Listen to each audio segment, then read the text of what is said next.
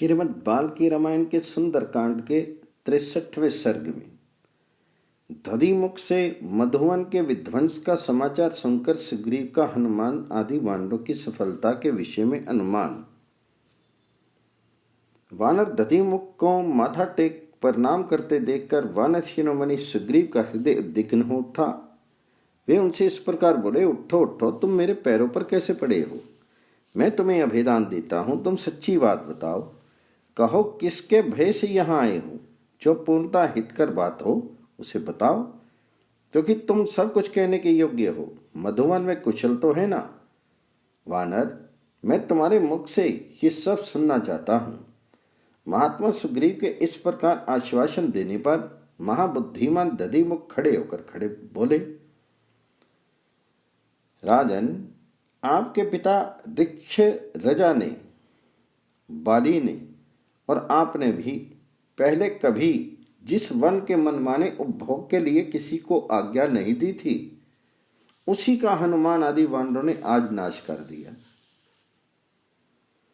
मैंने in one रक्षक वानरों के साथ उन सबको रोकने की बड़ी चेष्टा की, परंतु वे मुझे कुछ भी नहीं समझकर बड़े हर्ष के साथ फल खाते और मधु पीते हैं। देव, इन हनुमान आदि वानरों ने जब मधुवन में लूट मचाना आरंभ किया, तब हमारे इन रक्षकों ने सबको रोकने की चेष्टा की, परंतु वे वानर इनको और मुझे भी कुछ नहीं गिनते हुए वहां के फल आदि का भक्षण कर रहे हैं। दूसरे वानर वहां खाते पीते तो हैं ही, उनके सामने भी कुछ बच जाता है तो उठाकर फेंक देते हैं। अगर हम लोग रोकते हैं तब वे सब हमें टेढ़ी भौहें दिखाते हैं। जब ये रक्षक उन पर अधिक कुपित हुए तब उन्होंने इन पर आक्रमण कर दिया। इतना ही नहीं, क्रोध से भरे हुए उन वानर पुंगवों ने इन रक्षकों को उस वन से बाहर निकाल दिया। बाहर निकालकर उन बहुसंख्यक वीर वानरों ने क्रोध से लाल आंखें करके वन की रक्षा करने वाले इन श्रेष्ठ वानरों को धर दबाया। किन्हीं को थप्पड़ों से मारा, किन्हीं को घुटनों से रगड़ दिया, बहुतों को इच्छा अनुसार घसीटा, कितनों को पीठ के बल पटक कर आकाश दिखा दिया। प्रभु, आप जैसे स्वामी के रहते हुए ये शूरवीर वन रक्षक उनके द्वारा इस तरह मारे पीटे गए हैं और वे अपराधी वानर अपनी इच्छा के अनुसार सारे मधुवन का उपभोग कर रहे हैं।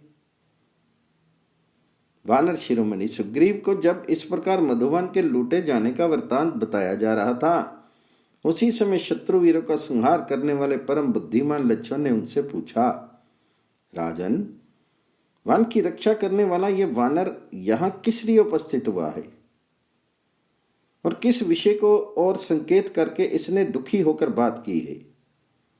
तो महात्मा लक्ष्मण के इस प्रकार पूछने पर बातचीत करने में कुशल सुग्रीव ने यह उत्तर दिया, अरे लक्ष्मण, वीर वानर दधिमुख ने मुझसे ये कहा है कि अंगद आदि वीर वानरों ने मधुवन का सारा मधु खा पी लिया है, और इसकी बात सुनकर मुझे यह अनुमान होता है कि वे जिस कार्य के लिए गए थे उसे अवश्य उन्होंने पूरा कर लिया है। तभी उन्होंने मधुवन पर आक्रमण किया है।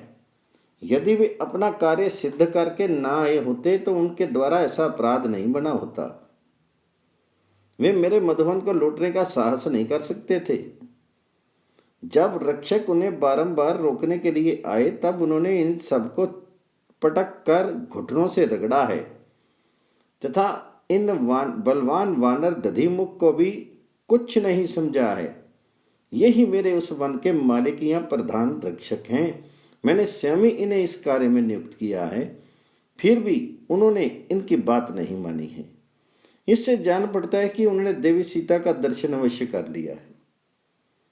इसमें कोई संदेह नहीं है, ये काम किसी का नहीं, हनुमान जी का ही है। उन्होंने ही सीता का दर्शन किया है। इस कार्य को सिद्ध करने में हनुमान के सिवा और कोई कारण बना हो ऐसा संभव नहीं है। वानर शिरोमणि हनुमान में ही कार्य सिद्धि की शक्ति और बुद्धि है। उन्हीं में उद्योग, पराक्रम और शास्त्र ज्ञान भी प्रतिष्ठित है। जिस दल के नेता जामवान और महाबली अंगद हों तथा अधिष्ठाता हनुमान हों, उस दल को विपरीत परिणाम असफलता मिले, ये संभव नहीं है।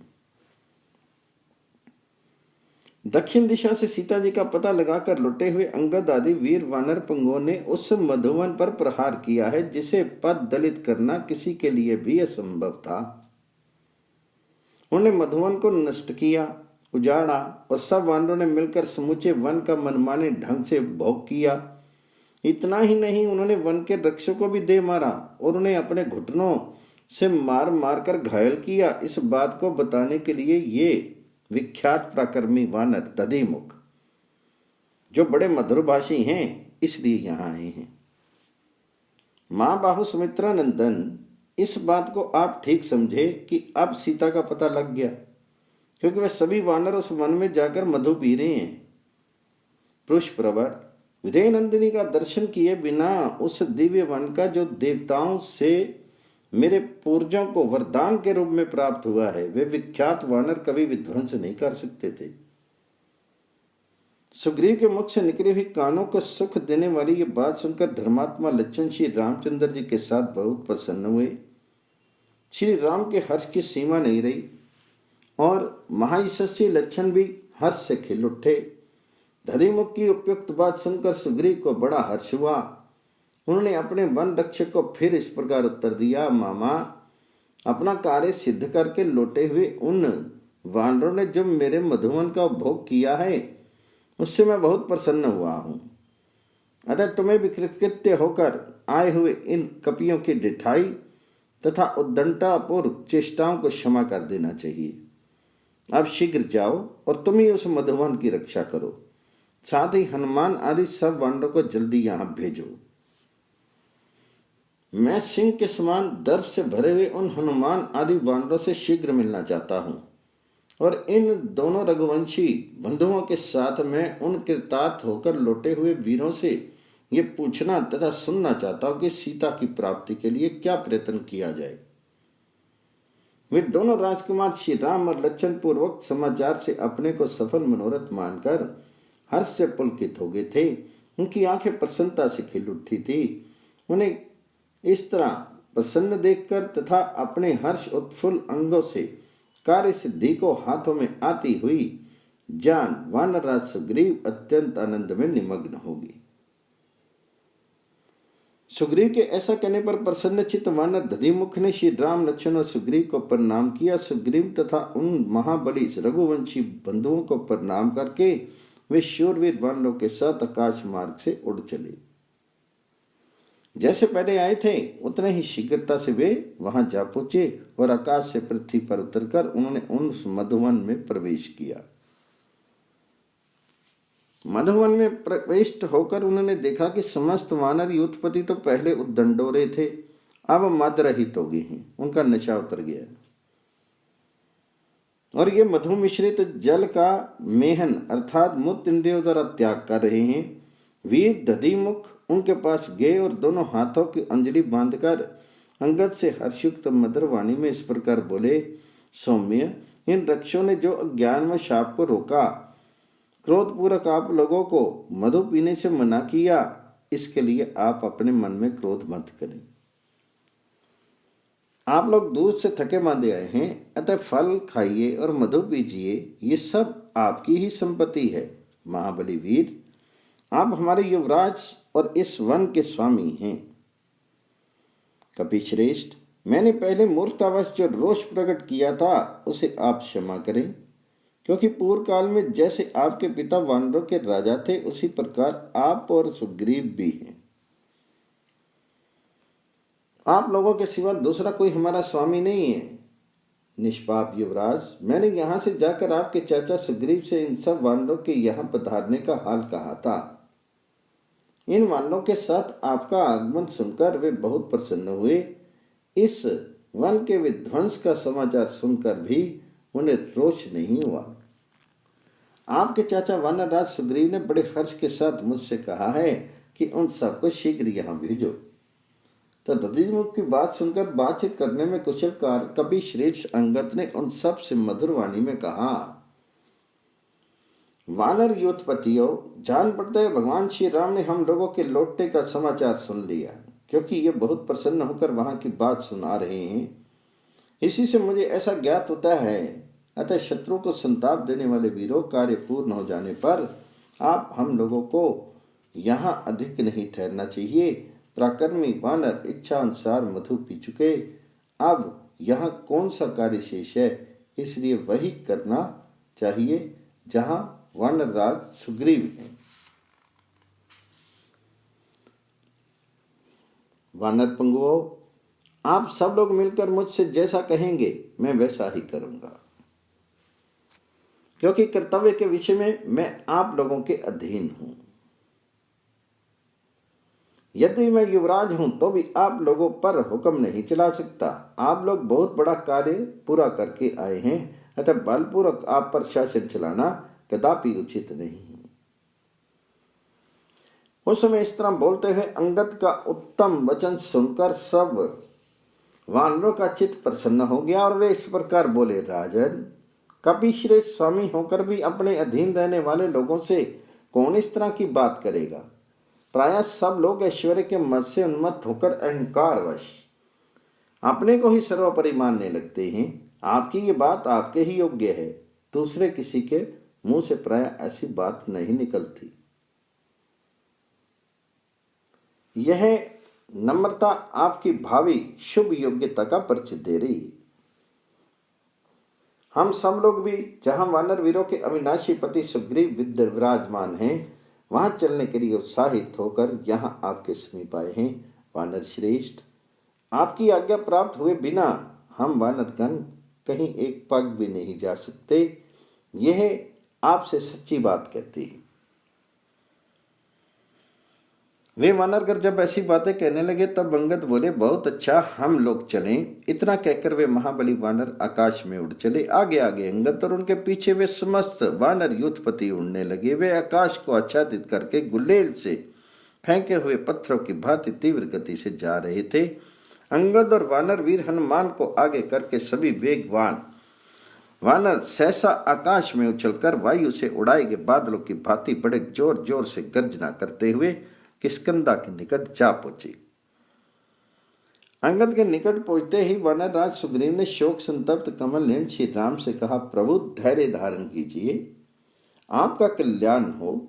सीता देवी का पता लग गया है, इसमें संशय नहीं है, क्योंकि कृत कार्य हुए बिना दिए हुए समय की अवधि को बिताकर ये वानर कदापि यहां नहीं आ सकते थे।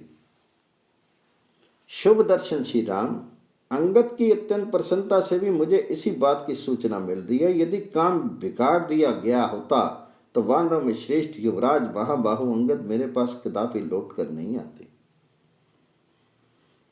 यद्यपि कार्य सिद्ध न होने पर भी इस तरह लोगों को अपने घर लौटता देखा गया है, तथापि उस दशा में अंगद के मुख पर उदासी छाई होती और उनके चित्त में घबराहट के कारण उथल पुथल मची होती। मेरे बाप दादाओं के इस मधुवन का, जिसकी पूर्वजों ने भी सदा रक्षा की है, कोई जनक किशोरी का दर्शन किए बिना विध्वंस नहीं कर सकता था। उत्तम व्रत का पालन करने वाले श्री राम, आपको पाकर माता कौशल्या उत्तम संतान की जननी हुई है। आप धैर्य धारण कीजिए, इसमें कोई संदेह नहीं कि देवी सीता का दर्शन हो गया। किसी और ने नहीं, हनुमान जी ने ही उनका दर्शन किया है।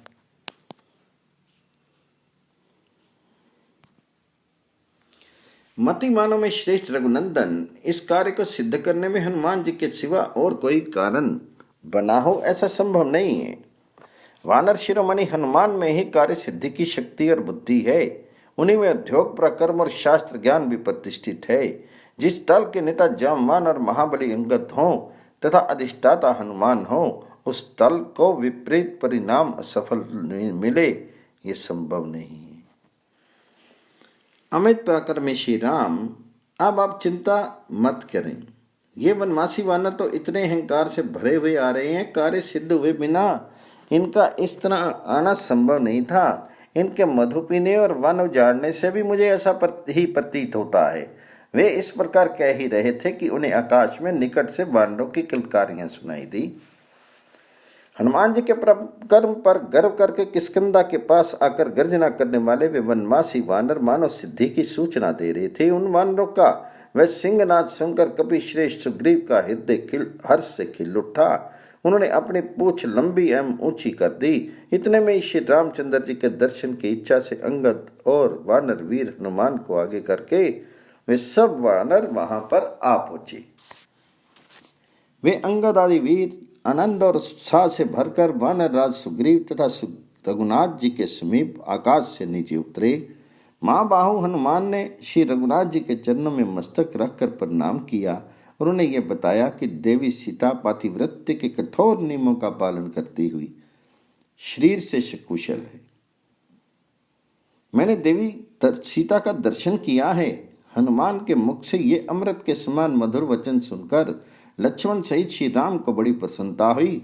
पवन पुत्र हनुमान के विषय में सुग्रीव ने पहले से ही निश्चय कर लिया था कि उन्हीं के द्वारा कार्य सिद्ध हुआ है। इसलिए प्रसन्न हुए लक्ष्मण ने प्रीति युक्त सुग्रीव की ओर बड़े आदर से देखा।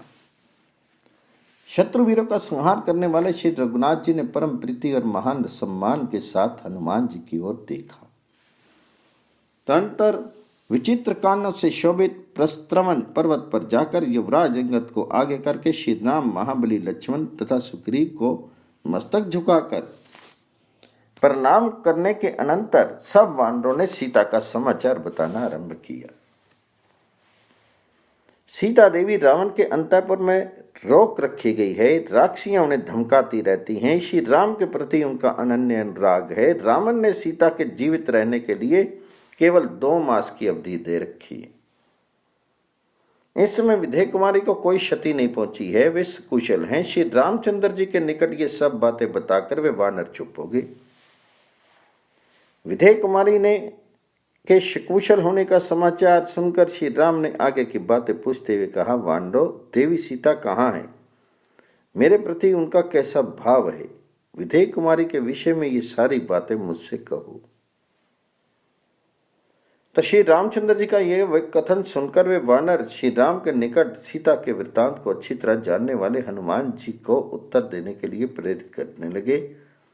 उन वानरों की बात सुनकर पवन पुत्र हनुमान जी ने पहले देवी सीता के उद्देश्य से दक्षिण दिशा की ओर मस्तक झुकाकर प्रणाम किया।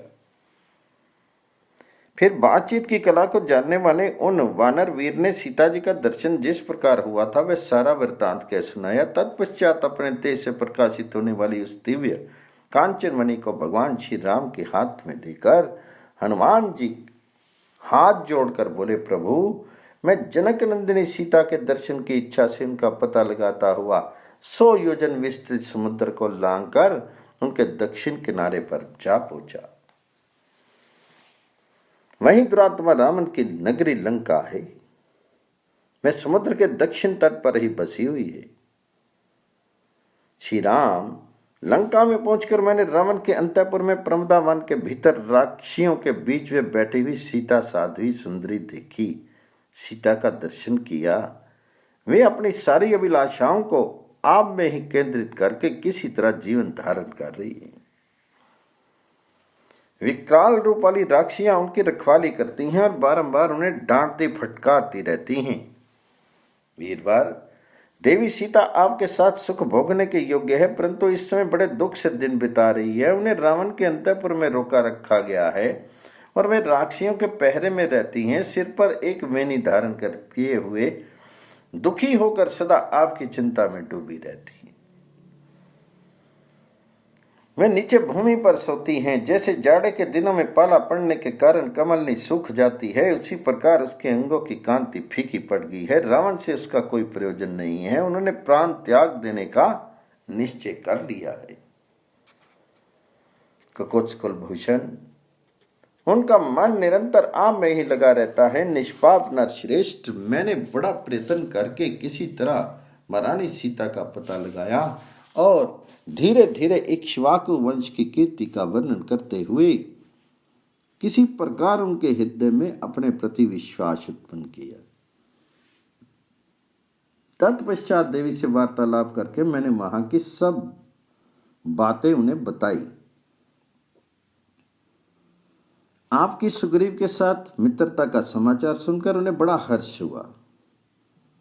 उनका उच्च कोटि का आचार विचार पातिव्रत्य सुदृढ़ है, वे सदा आप में ही भक्ति रखती है। महाभाग पुरुषोत्तम, इस प्रकार जनक नंदिनी को मैंने आपकी भक्ति से प्रेरित होकर कठोर तपस्या करते देखा है। महामते रघुनंदन, चित्रकूट में आपके पास देवी के रहते समय एक कौवे को लेकर जो घटना घटित हुई थी, उस वृत्तांत को उन्होंने पहचान के रूप में मुझसे कहा था।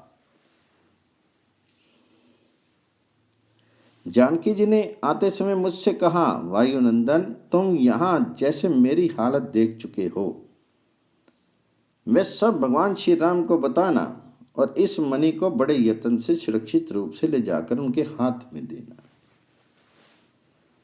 ऐसे समय में देना जबकि सुग्रीव भी निकट बैठकर तुम्हारी कही हुई बातें सुन रहे हो। साथ ही मेरी ये बातें भी उनसे निवेदन करना। प्रभु, आपकी दी हुई ये कांतिमती चूड़ामणि मैंने बड़े यत्न से सुरक्षित रखी थी। जल से प्रकट हुए इस दीप्तिमान रत्न को मैंने आपकी सेवा में लौटाया है। निष्पाप रघुनंदन, संकट के समय इसे देखकर मैं उसी प्रकार आनंद मग्न हो जाती थी जैसे आपके दर्शन से आनंदित होती हूँ। आपने मेरे लाट में जो मैनसिल का तिलक लगाया था उसको स्मरण कीजिए। ये बातें जानकी जी ने कही थी। उन्होंने ये भी कहा, दशरथनंदन, मैं 1 मास और जीवन धारण करूंगी। इसके बाद राक्षसों के वश में पड़कर प्राण त्याग दूंगी, किसी तरह जीवित नहीं रह सकूंगी। इस प्रकार दुबले पतले शीर वाली धर्मपरायणा सीता ने मुझे आपसे कहने के लिए ये संदेश दिया था। वे रावण के अंतःपुर में कैद है और भारे भय के मारे आंख फाड़ फाड़ कर इधर उधर देखने वाली हरनी के समान द्वेष शिशंक दृष्टि से सब और देखा करती। रघुनंदन, यही वहां का वृत्तांत है जो सब का सब मैंने आपकी सेवा में निवेदन कर दिया। अब सब प्रकार से समुद्र को पार करने का प्रयत्न कीजिए। राजकुमार श्री राम और लक्ष्मण को कुछ आश्वासन मिल गया ऐसा जानकर तथा वह पहचान श्री रघुनाथ जी के हाथ में देखकर वायुपुत्र हनुमान जी ने देवी सीता की कही हुई सारी बातें क्रमशः अपनी वाणी द्वारा पूर्ण रूप से कह सुनाई। इस प्रकार श्री वाल्मीकि निर्मित आर्ष रामायण आदि काव्य के सुंदर कांड में 65वां सर्ग पूर्ण हुआ।